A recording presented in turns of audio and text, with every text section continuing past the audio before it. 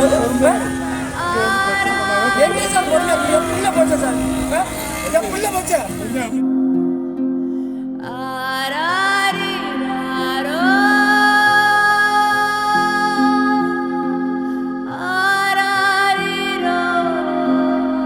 மூன்று வயது ஆண் குழந்தையை திடீரென காணாமல் தேடிய பெற்றோர். சாக்கு பையில் அடைத்து அருகில் அமைதியாக அமர்ந்திருந்த எதிர்வீட்டு பெண் கொலை செய்திருக்கலாம் என சந்தேகிக்கப்படுகிறது.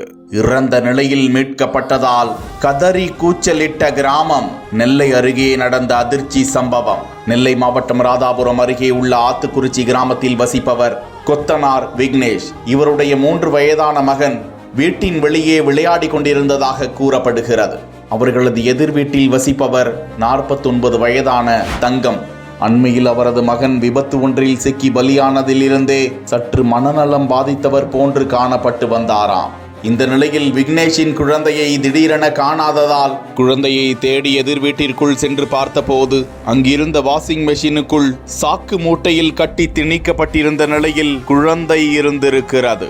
அதன் அருகாமையிலேயே அந்த பெண் அமர்ந்திருந்திருக்கிறார். விரைந்து வந்த அவர்கள் சிறுவனின் உடலை மீட்டு விசாரணை மேற்கொண்டதில் தனது மகனை இழந்த விரக்தியில் அந்த குழந்தையை கொலை செய்தது தெரிய வந்திருக்கிறது. தொடர்ந்து திருநெல்வேலி மாவட்ட காவல்துறை கண்காணிப்பாளர் சிலம்பரசன் தலைமையிலான போலீசார் தங்கத்திடம் தீவிர விசாரணை மேற்கொண்டு வருகிறார்கள்.